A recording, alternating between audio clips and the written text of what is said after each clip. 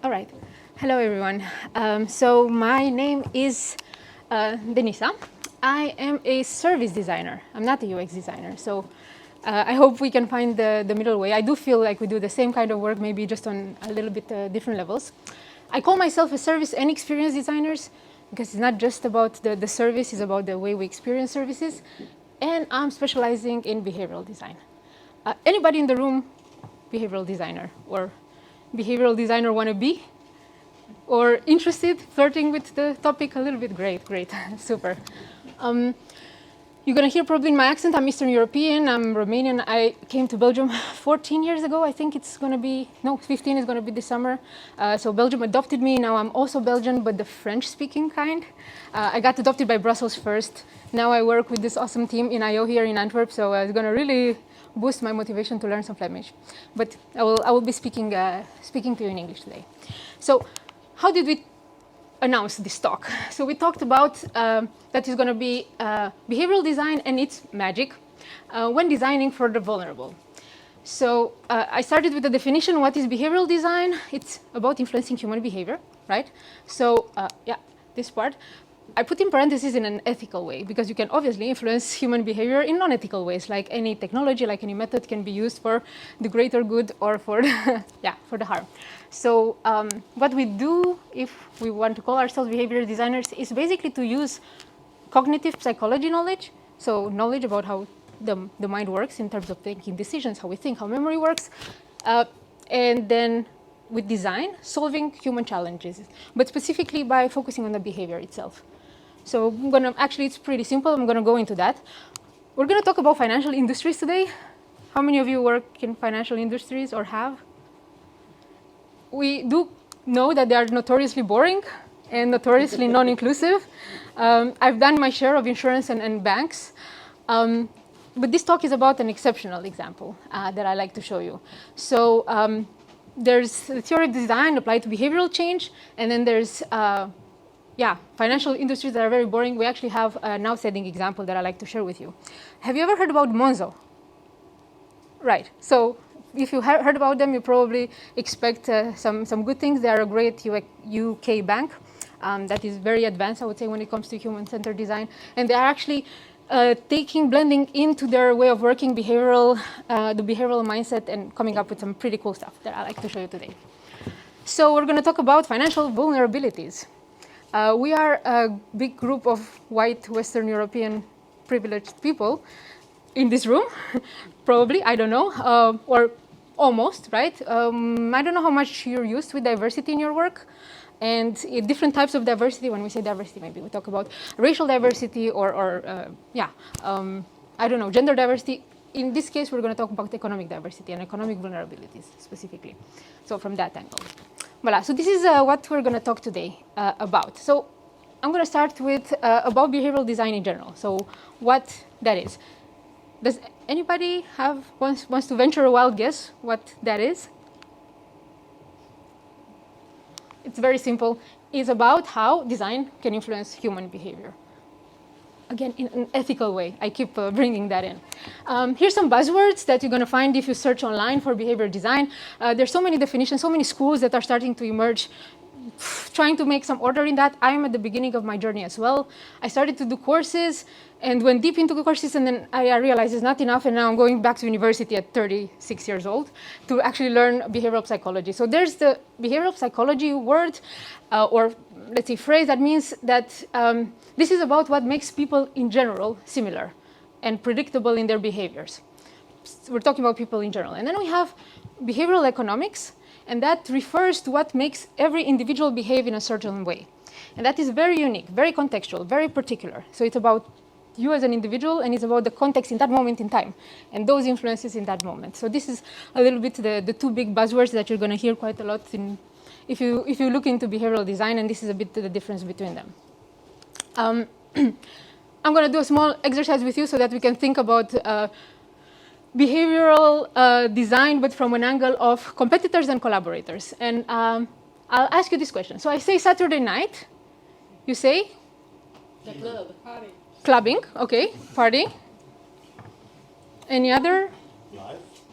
Sorry? Fever. Fever, oof, okay. Saturday night fever, yes. Ah, no, fever is in fun, okay. Anything else? Good food. Good food, yeah, definitely. No introverts in the room, obviously. Why I give this example? So there's a guy called Matt Wallard. He was doing a conference in January this year where I participated, and he gave this example, and I promise I'm going to steal it with his permission and give it. He also talks about it in his book. He gives it a lot. So in behavioral design, we're talking about competitors and collaborators for your behavior. So when it comes to Saturday night, who do you think competes for your behavior?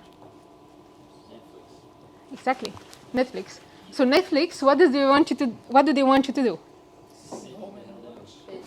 Yes, stay home and binge. So they will orchestrate all their product, all the interactions, all their solution, and also the way they service everything, so that you do as much as possible. Yeah. Who do you think competes with Netflix?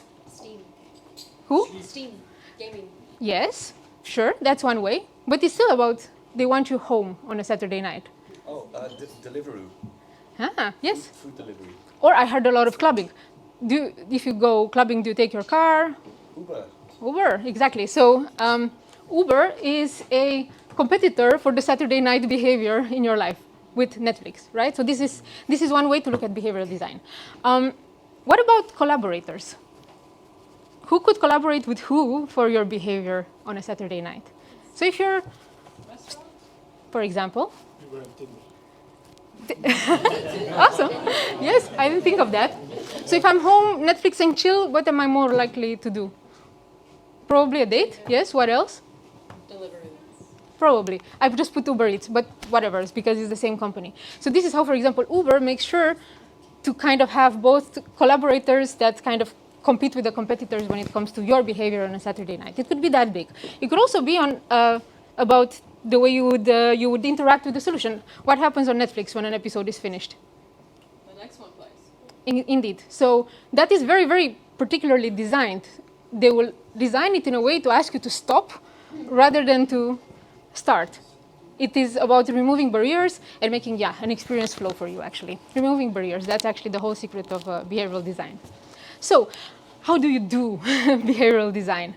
I guess that's the book of Matt Wallard that I was mentioning earlier. I definitely recommend it. It's very simple, very easy to read. You can just absorb it in a very short time. He says, start at the end. So what does it mean?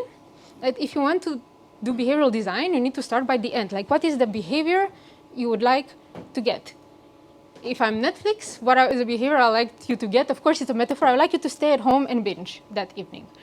And everything you do should take you towards that end. So it's very goal-oriented type of design, let's say.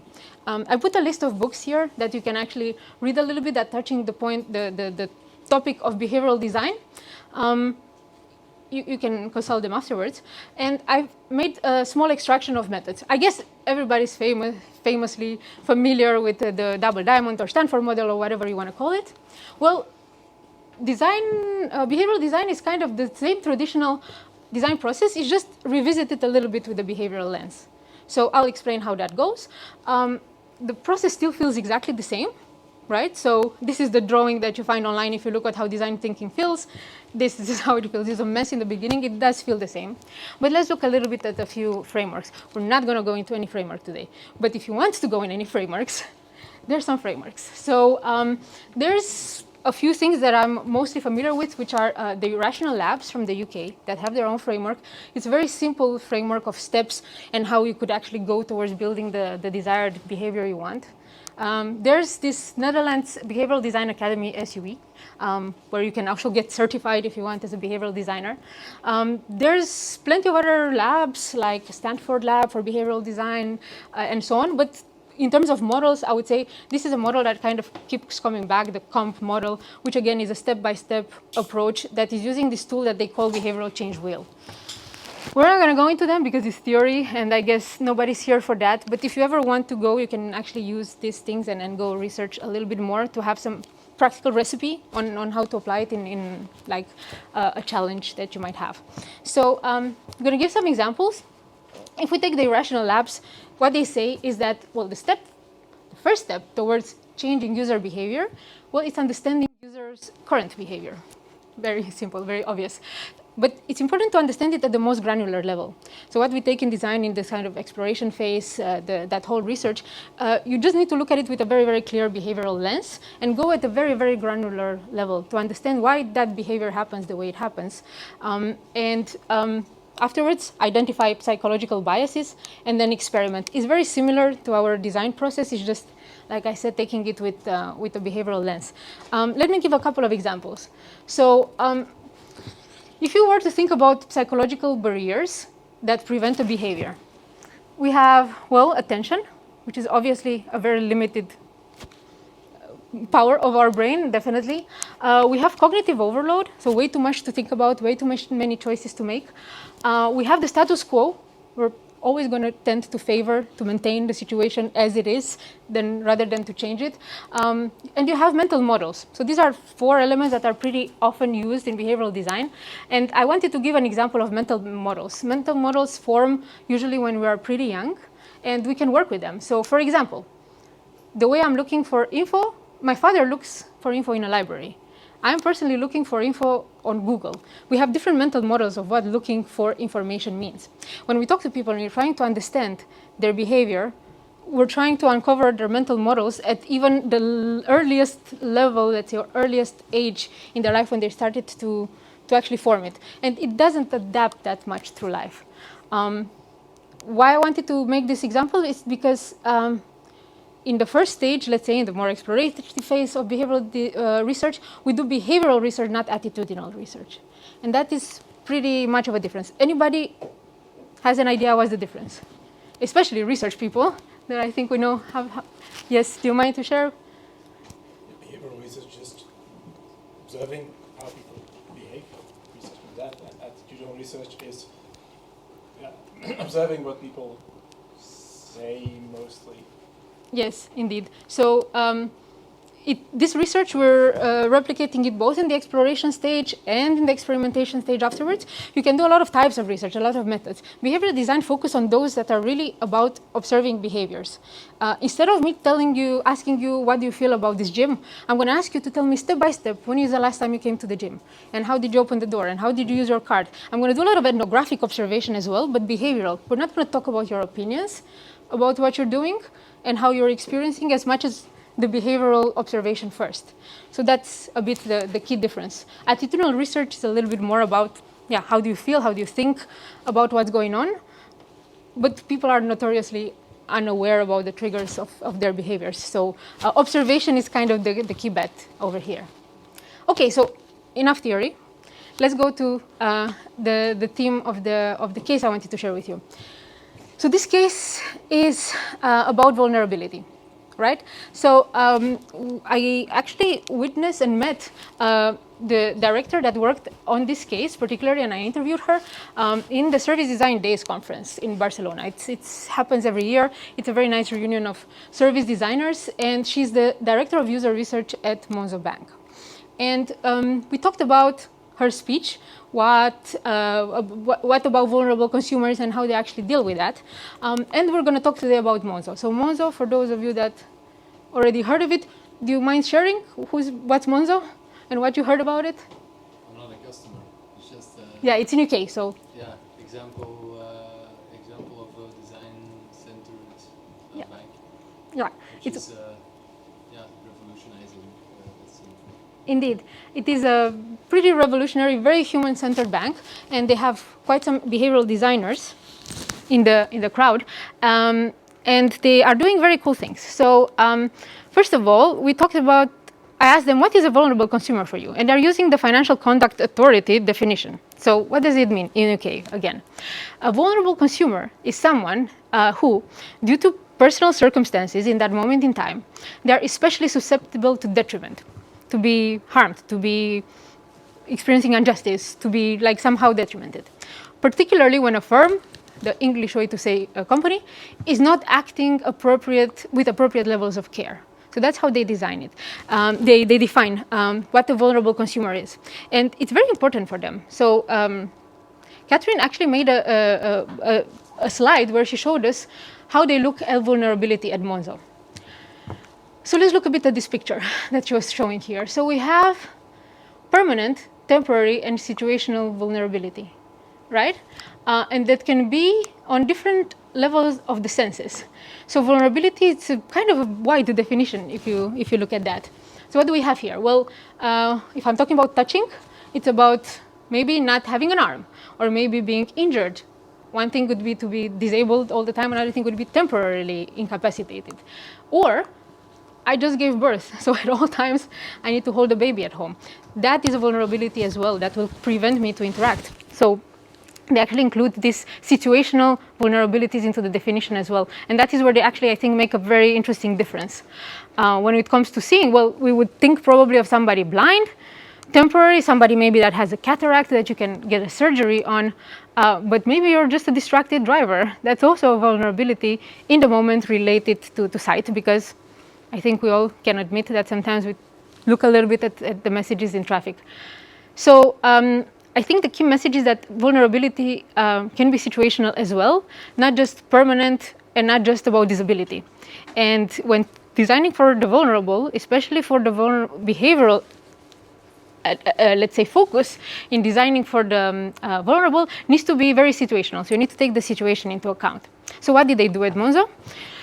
They looked at the UK population and money, right? Because they are a bank, so they wanted to focus on financial behavior specifically. And they tried to extract which are the biggest vulnerabilities that happen with the UK population when it comes to money. So that the UK population is experiencing. What would you care to? Is anybody English here? Or no? Okay. So if you were to guess, what do you think are top 2 biggest vulnerabilities of when it comes to money? Heavy accent in the UK, perhaps? Sorry? Heavy accent? When you speech accent? Yeah, in the UK, because there's just so many of them. Maybe indeed for us, definitely that could, for somebody that doesn't understand them. When we talk about finances though, what would you think? Like when it comes to financial vulnerability, what could financial vulnerabilities be? Low income. Yes, please. Yes, low income. Yes. Huge amount of personal debt. Yes, definitely that. Yeah. Any other ideas? Maybe no access to a smartphone or to a device to banking. Could be. Could be. So perfect. Those are all good examples. What they actually found are these two: the gambling and then what they call financial vulnerability. Is actually it's a very specific term in the books. They use it as such, but is when in a couple, usually in a couple, but could be a family, somebody's abusing financially the other person. It's usually women, but not only, who make money, work, and then their men take over the financial management of that money, and yeah, they make all the decisions. So basically you make those money, but you're vulnerably exploited when it comes to the management of that money. So these are the 2 top issues that they found in UK based on a lot of research and of course collaborations with universities and with National Institutes of Statistics. And they decided, okay, we're going to take this on and we're going to apply behavioral design to try to fight these 2 phenomena and help people that are suffering from the effects of gambling and the effects of financial vulnerability when it comes to, let's call it exploitation, let's say. Right, so how do they do that? What's the problem with gambling? Obviously, I have not gambled in my life, but I've been a smoker, so I do get deeply the compulsion mechanism. The problem with gambling is that is around 20 million people in Britain that are experiencing harm caused by gambling. It's a pretty significant number, and they are particularly vulnerable to relapsing during the coronavirus lockdown. Every condition that would create compulsion, and especially financial compulsion, is met in the lockdown. So they really took this mission pretty close to the heart, and they went to try to find solutions. By the way, this is a guy that is explaining about how he started gambling when he was 30, initially not interested, but basically there's a whole article, if you want, on the Monzo website with testimonials from people that talk about how their life got completely ruined by gambling. And okay, so that's the problem. Now, if you were Monzo, behavioral designers, what behavior would you focus on? If you were to start at the end, what would you like to do to solve this problem? What behavior would you like to influence? Make sure that instead of putting the money into a gambling machine, putting it on your account or saving it. Absolutely. You would like them to not waste the money on gambling. You have to be very precise and very like almost ridiculously obvious with behavioral design. So like what concretely that the behavior we're going for. And of course, all the efforts have to concentrate towards that direction. So let's try to guess some solutions. What do you think Monzo did to come up with solutions to fix this problem about gambling through behavioral design? I would assume that it's small amounts of money that you spend here and there in Ladbrokes and stuff like that. So if it's visible at the end of the month how much you spend on gambling in one lump sum, I guess that would sort of wake you up like, ah. We should have Monzo watch these things because they can get all kind of awesome new ideas. It's a great idea, I think. Block all gambling, or block all ability to be, spending money on gambling pages. Great. Yeah, absolutely. Defaulting the money that comes into a savings or investment account? Very smart idea. I did that with smoking. When I quit smoking, there was this app that every time I want to smoke, the amount that would have spent on that cigarette went into my savings. It worked wonders for me. So, yeah. I'm guessing it would be more like something like nudging, like something more subtle. Like they're inspiring people to, if you like attack them like you're doing this wrong, they might just like ignore it more. So I would suspect True. Nudge speaks a lot about that, about the creating this, like you boss people around too much, they're going to push back. So it's a very good point. Yes? Use some of the dark patterns from gambling sites in the app to make them saving gambling fun. Very smart. Like I said, we need to write this down and get Monzo to pay this for this meeting. All right? I think you were right. What they did, it's a very simple solution they put in place, which is in fact the gambling block. And this is the beauty of design. Sometimes it doesn't have to be too advanced or too subtle. It can be really that simple. So what did they do? They gave users of their app, of their bank, of course, which is the interaction with the bank is almost exclusively via the app. They also have a call center.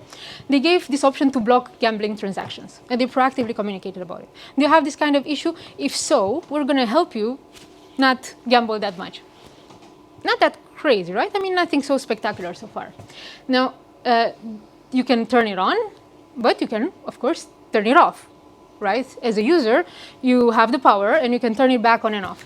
Now, in service design, we're insisting that it's not just about the interface and all that. It's all about how we orchestrate everything behind as well.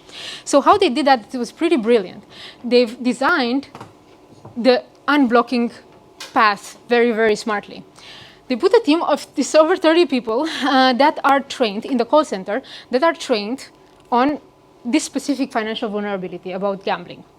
And the disabling of the gambling block, it requires you to chat with us, either call us or chat in writing, to disable this feature. Please note that this will take 48 hours to disable. You see where this is going?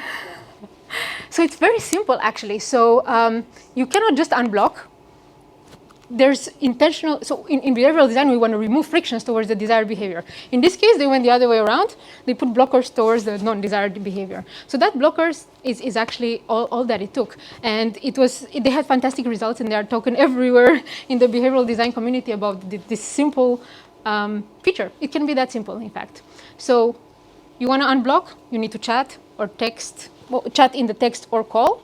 And there's a trained team on the other side of the line, more than 30 people, like I said, that will know how to guide you through the thing.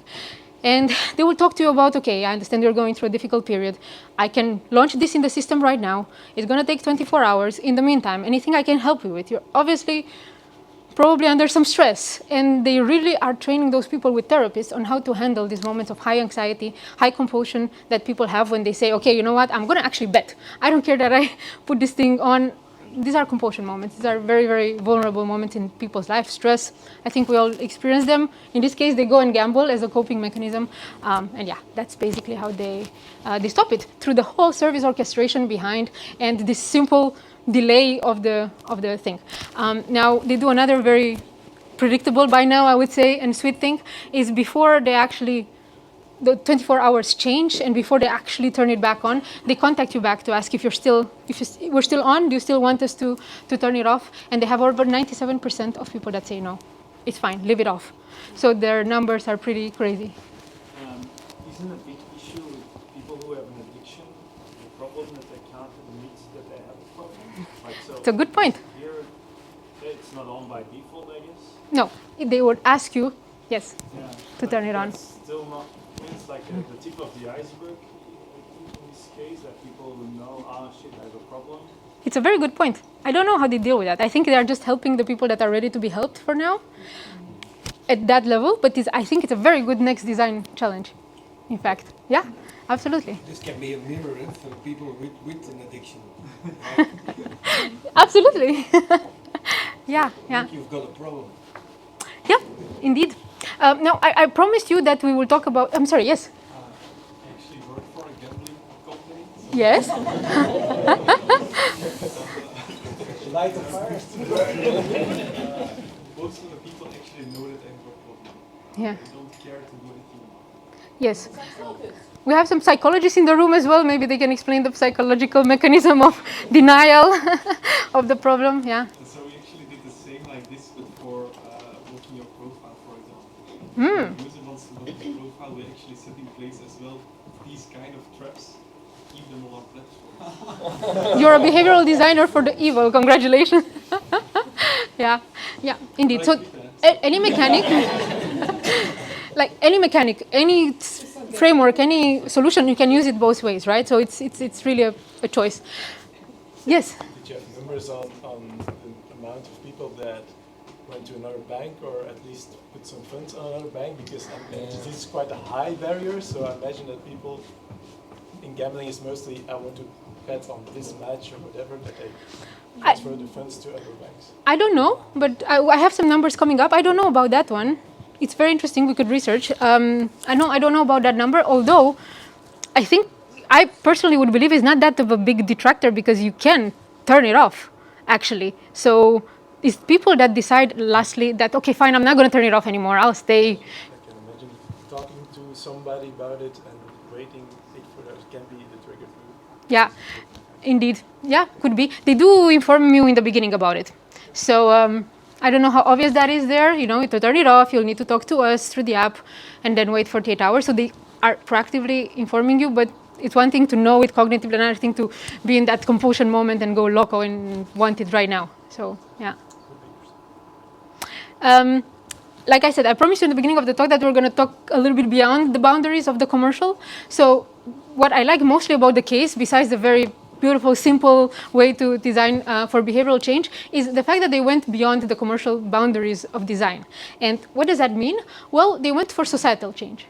So this is not just their problem, it's a problem of everybody in UK. It's one of the top financial issues of financial vulnerabilities of people in UK. So they didn't forget that, and they said, sure, we figure out a mechanic, a way that actually works, and they went to sign an open letter for the government, and now for the parliament, sorry. And now they're actually making a request to the UK Parliament to ask by legislation that all financial services would use gambling block. So it's not just about them anymore. Now they've proved that this works, and they are going around to the UK Parliament saying, make this a law. Make this at every financial player, every other bank, every other whatever financial fund that manages people's funds will implement the same thing. And they went to gambling firms, and they want them to publish their bank details in a central registry, which will allow them to use the financial block, the gambling block, right, in a more scaled way. At the moment, they have a lot of technical challenges of, getting clean data about what is a gambling thing or not to actually know what to block. So they want to actually make laws. They want the parliament to make the law that will oblige these gambling firms to publish this level of information that can be easily afterwards used as open data by the banks to, for this to become a generic situation that everybody can be protected from themselves when it comes to gambling. And the last one is with gaming companies, that they can also help the banks to tell the difference between gaming and gambling spending, and just as well publish their financial transaction information so they can be differentiated from what is gambling. Gaming and gambling are still different things, but easy to confuse. Voila, so this is the case that I had to share with you. I think I'm perfectly on time. We forgot the time. Sorry, no, thank you so much. That was really great. Some questions? Audience, are there any more questions? Sorry. Are there any more questions that we can field, or any from YouTube? Did they do anything about the other challenge? Did they do anything about the other challenge for the vulnerable families? Yes, definitely. So the vulnerability when it comes to more financial abuse. Yes, it's a bit less sexy, I would say, but I will show you. So financial vulnerability about this. So they took a lady, Leslie, to tell a little bit about her history. So Leslie struggled to find a safe way to inform the bank what was happening in her life. And Leslie says, well, I asked why they didn't notice that every month for years, the only person who has been putting money into my account was me. And they allowed him, the financial abuser, they allowed him to take out a lump payment for several £1,000s. As a user, Leslie was one of the cases that they're featuring. Well, basically, she's expecting this type of protection from her bank. And there's an entire article in The Wired that describes financial vulnerability when it comes to couples abuse. Despite her pleas for help, her abuser obviously continues spending. They divorce later, but basically she speaks, it's a very documented case where this lady actually goes and speaks to different newspapers how her banks weren't willing to listen. So Wired went around to different banks to try to see who has in place such features, and they went to Monzo. So that's a bit the problem, where you would have somebody abusing your finances, let's say. What would you think Monzo put in place in terms of solution? To answer your question. Putting back the same question to the crowd.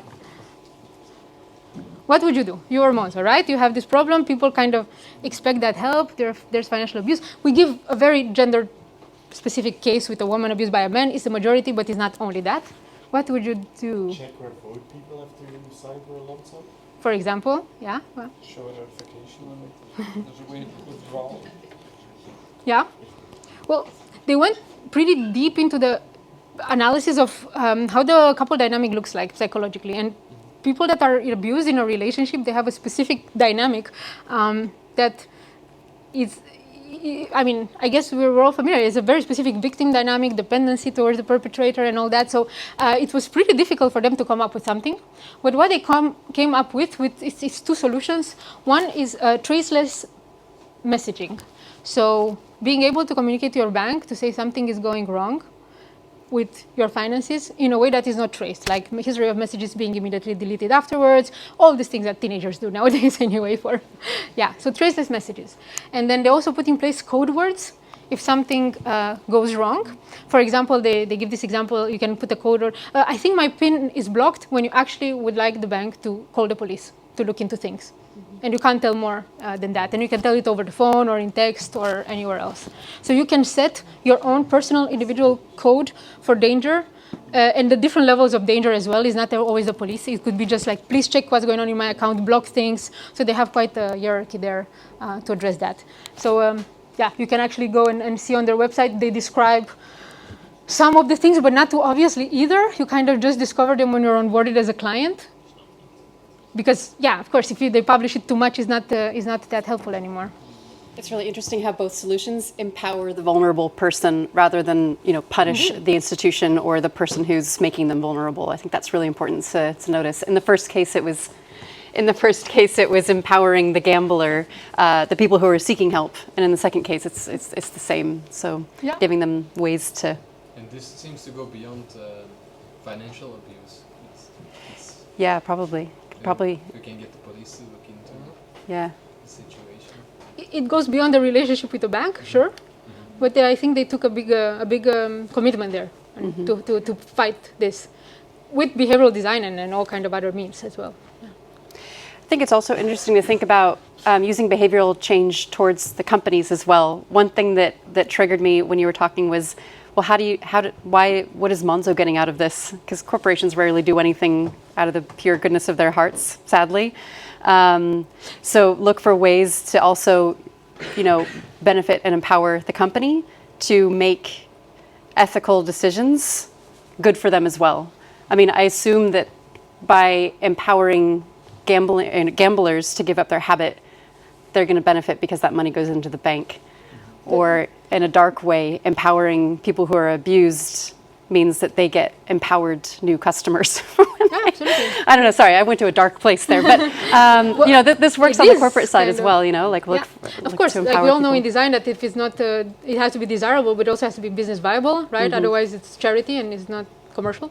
In this case, they go beyond commercial, but it's still commercial bank, right? They want to make money.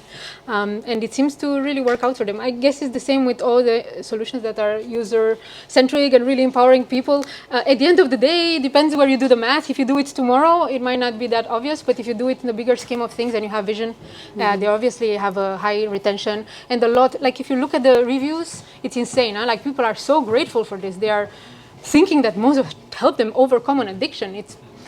I've had a smoking addiction and I already been almost defeated by that. I can only imagine what it's like to have such a life-changing addiction and to see a banking partner helping you and recognize them at that level. I find that in itself a giant, you know, like retention, let's say, strategy or outcome, yeah.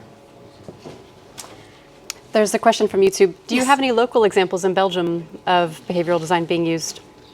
From your own experience, I guess. Good or even question. anyone from the audience. Have you worked on anything or seen anything? I mean, to you first, but it's a hard question, I think. Yes, I worked actually for a client that was also present in Belgium. I work pretty much on, I used to work pretty much on international clients. Now I'm starting to work with Dennis' team on more local for Belgian government specifically. The client that I work for, they were a fertilizer manufacturer, so they produce fertilizer. And what they wanted to do was to make the farmer who's buying fertilizer for their crop and everything, buy directly from them instead of from the middle guy, which is either a cooperative or a retailer or whatnot.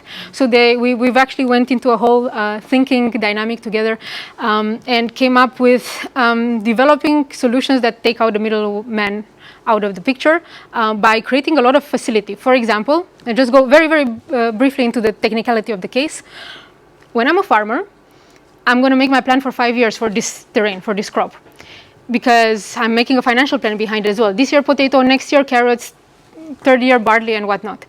And I need an agronomist that will calculate how much I'm going to deplete the soil from nutrients in terms of what I'm growing. Potato is going to leave me without potassium. Barley is going to leave me probably without nitrogen. So whatever, this is a very technical thing. And they are very dependent on the agronomist, and then they need to go to a retailer to buy it. So there was kind of an established path. So they wanted to actually create a new path by defining a completely new behavior, which is the hardest thing. To adapt an existing behavior is easier, to completely new behavior is completely different. So the key we found was to make them independent from this agronomist. Because if I make you independent from the agronomist, it means that you can do your own plan yourself. We just use data scientists and statistics about soils and stuff like that, and we can take the poor agronomist out of the equation. Then you can buy finally online. You can make your plan and then buy it in a button, removing barriers from the purchase thing. It's kind of a technical case, far less sexy and more B2B, but definitely it worked pretty well. Behavioral design being about defining the behavior that you want at the end, in this case, that you buy directly from us, and secondly, removing every obstacle. Yeah. And key obstacle amongst others for them was this agronomist, that there's like 5 of them in a village, not in a village, in a city maybe, and there's like hundreds of farmers that all need them at the same time. So to be less dependent on that, or just help them remove the barrier and then help them get, a plan on their own. So that's an example that we worked on in Belgium. Interesting. Yeah, but again, anybody else has the common themes being vision, removing barriers, and not to force the theme, but I think empowerment is also sounds like something that's really empowering, important part of the farmer. Great, thanks so much for this talk. It was really fascinating. I'm going to hit you up with some more questions of my own after. We will take our break for about 15 minutes and reconvene at 8 o'clock. Please help yourself to some drinks. There's some wraps and things hanging out on the tables if you're hungry. Bathrooms are back that way. And we'll see you in 15 minutes. Thanks so much.